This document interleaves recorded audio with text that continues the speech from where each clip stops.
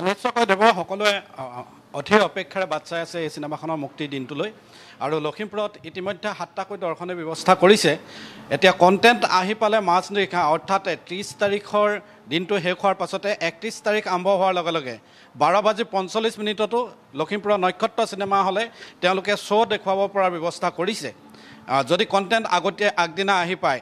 আৰু 31 তাৰিখে পুৱা 5 বজাত এতিয়ালৈকে তেওঁলোকে স্থিৰ কৰি ৰাখিছে পুৱা 5 বজাত প্ৰথমটো দৰ্শনী দেশৰ ভিতৰতে আগবঢ়াব লখিমপুৰৰ নক্ষত্ৰ চিনেমা হল আৰু তেওঁলোকৰ আন এটা ঢেকীয়াজুলিত আছে নক্ষত্ৰ চিনেমা হল তাত দেখুৱাব। আৰু সেইবাবে সকলোখিনি ব্যৱস্থাপনা হৈছে। আবাল বৃদ্ধ বনিতা সকলো শ্ৰেণীৰ লোকে এই চিনেমাখন চাবলৈ অধীৰ আগ্ৰহে বাট চাই আছে, কাৰণ জুবিন দা হ'ল অসমীয়া জাতিৰ প্ৰাণ, এই প্ৰাণৰ শিল্পী, গানৰ শিল্পী। জ্যোতি বিষ্ণু ফণী শৰ্মাৰ পাছত ভূপেন হাজৰিকাৰ পাছত জুবিন দাই যেনেধৰণে জাতিটোক বিশ্ব দৰবাৰত প্ৰতিষ্ঠা কৰিছে গীতেৰে, কথাৰে, সাহিত্যৰে। গতিকে এই জুবিন দা কাৰিকভাৱে অনুপস্থিতিৰ পাছত ৰূপালী পৰ্দাত তেওঁক লগ পাব সকলোৱে অধীৰ আগ্ৰহে বাট চাই আছে। পৰিচালক আছে চিনেমা হলৰ, জানিবলৈ যত্ন কৰিছোঁ। শ্ব'বিলাকৰ বুকিং কেনেকুৱা হৈছে? দাম বৃদ্ধি হৈছে নেকি আপোনাৰ? দাম বৃদ্ধি হোৱা নাই, শ্ব' হাউচফুল হৈ আছে। কেতিয়াৰ পৰা কেতিয়ালৈকে আছে? আমাৰ 31 তাৰিখৰ পৰা 6 তাৰিখলৈকে বুকিং হৈ আছে, পুৰা হাউচফুল। 6 তাৰিখৰ পাছত আকৌ বুকিং কৰিছে নেকি? 6 তাৰিখৰ পিছত চিডিউল খোলা নাই, যদি এতিয়া কাইলৈ মানত খুলিব চাগে টিকেট নাপালে। কেনেকুৱা দাদা সঁহাৰি কেনেকুৱা হৈছে? সঁহাৰি খুব সুন্দৰ। আমাৰ চিনেমা হলৰ নক্ষত্ৰ চিনেমা হলৰ কথাটো সুকীয়াই আমাৰ লখিমপুৰ এৰিয়াত। জুবিন অনুৰাগী হিচাপে যিমানটো ভিৰ পৰিছে, মানুহ মানে টিকেট সেইমতে দিব পৰা নাই। অলৰেডি 6 তাৰিখলৈকে প্ৰায় শেষেই হ'ল। 6 তাৰিখে চিডিউল খুলিলে আকৌ আৰম্ভ হ'ব। মানুহ আহি আছে, মাত্ৰ টিকেট লাগে। জুবিন দাৰ ভাল পোৱাৰ অনুৰাগীয়ে সদায় জুবিনৰ প্ৰতি যিটো সহানুভূতি আছে, এই চিনেমাখনেই তাৰ প্ৰতিফলন হিচাপে দেখুৱাব। আপোনালোকে প্ৰথম শ্ব' আৰম্ভ কৰিছে, কাৰণ দেশৰ ভিতৰতে প্ৰথমটো শ্ব' দিব। আমাৰ আগৰ পৰা এইটো অভ্যাসে আছে, জুবিন দাক ভাল পায় আৰু জুবিন দাৰ কাৰণে সকলো সম্ভৱ হৈছে বুলি ভাবিছোঁ। আৰু আমি জুবিন দাৰ কাৰণে এইটো দিয়াটো সম্ভৱ কৰিছোঁ। কওক, জুবিন দাৰ কাৰণে আপোনালোকে প্ৰথম শ্ব'টো আগবঢ়াইছে কাৰণ? জুবিন দাৰ চিনেমা আমি আগৰ পৰাই প্ৰথম শ্ব' অসমৰ ভিতৰত প্ৰথম শ্ব' চলাওঁ, সেইটো কাৰণে এইবাৰো আমি চেষ্টা কৰিছোঁ। যদি কণ্টেণ্ট পালে 12:45 হয়, লাগি যাব 12:45 কণ্টেণ্ট পালে আগদিনা কণ্টেণ্ট পাব লাগিব, তেতিয়াই হ'ব। আগদিনা কণ্টেণ্ট পালে লাগি যাব 12:45। আমি দেখুৱাইছোঁ ইতিমধ্যে তেওঁলোকৰ বেলেগ এটা শ্ব' চলি আছে। দাদা কি ক'ব, আপোনালোকৰ ব্যৱস্থাপনাটো কেনেকুৱা?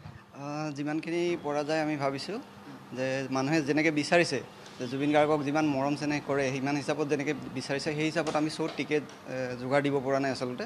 সেইটো কাৰণে আমি ভাবিছোঁ 7টা দৰ্শনী ৰাখিছোঁ। 7টা দৰ্শনী ৰাখিছোঁ, কিন্তু সেয়াও যথেষ্ট কম বুলি ভাবিছোঁ। মানে যিহেতু মানুহে ইমান টিকেট বিচাৰিছে বা ইমান আগ্ৰহ প্ৰকাশ কৰিছে যে প্ৰথম দিনাখন আমি চাওঁ, তো সেইটো কাৰণে আমি ভাবিছোঁ যে যদি সম্ভৱ হয় কণ্টেণ্ট পালে 12:45 পালে 30 তাৰিখে ৰাতি 12টা বজাৰ পাছত শ্ব' এটা দিয়া হ'ব।